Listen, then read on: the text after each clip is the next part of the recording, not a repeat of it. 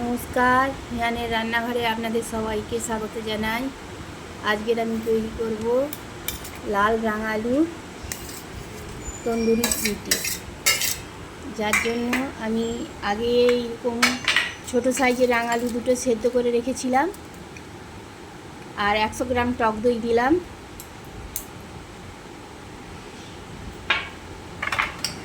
তারপর স্বাদ মতন একটু নুন দিলাম, কারণ রাঙালুটা আছে তার জন্য একটু নুন দিতে হবে। 2 চামচের মতন চিনি দিলাম। যারা মিষ্টি খান দেবেন, যারা খান না তারা দেবেন না।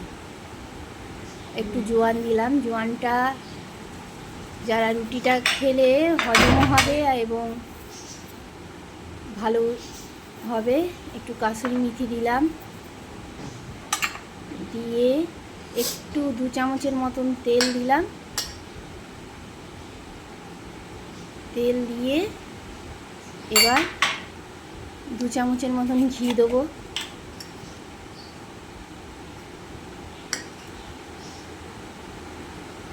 দু চামচের মতন ঘি দেবো।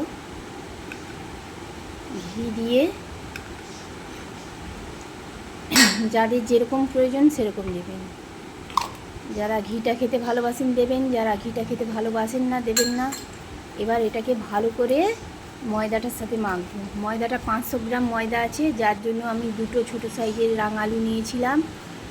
এবার একটু 1 চামচের মতন বেকিং সোডা দেবো। মাখানোর পর 1 চামচের মতন বেকিং সোডা দেবো। এটাকে জল লাগবে না, শুধু ভালো করেই এটাকে মাখবো। মেখে আমরা এইরকম সাইজের লেচি কেটেছি। লেচিটাকে একটু ময়দা দিয়ে ছোট্ট তন্দুরির মতন, তন্দুরি রুটির সাইজে বেলে নেব।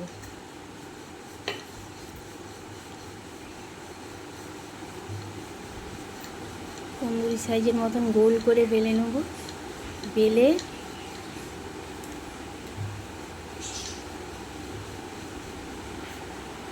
এবার ওপরের রুটির ওপরের অংশটাতে আমরা একটু জল ভালো করে ভালো করে ওপরের পিঠটা ভালো করে জল একটু লাগিয়ে নেব। ভালো করে জল একটু লাগিয়ে নেব, যেন না একদম ডুবো ডুবো জল থাকে। একদম শুকনো শুকনো জলটা যাতে গায়ে মাখা মাখা হয়ে থাকে, এইভাবে জলটা আমরা লাগাবো।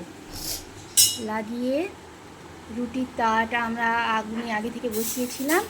এবার জলের দিকেটা দিয়ে ঢাকা দিয়ে দেবো।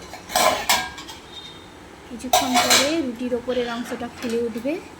ফুলে উঠলে তখন আমরা তাওয়াটাকে উল্টে গ্যাসের মুখে দিকে দিয়ে ওটাকে ভালো করে ওপরের পিঠটা সেঁকে নেব।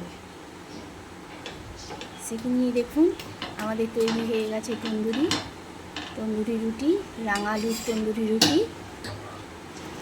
দেখুন কত সুন্দর সফট নরম হয়েছে, আর এর একটা সুন্দর একটা স্মেল বেরোয়। যে এবার আমাদের পরিবেশনের জন্য তৈরি তন্দুরি রুটি। ভালো লাগলে অবশ্যই দেখবেন, চেষ্টা করে বাড়িতে তৈরি করার। খুব সুন্দর এবং সুন্দর খেতে।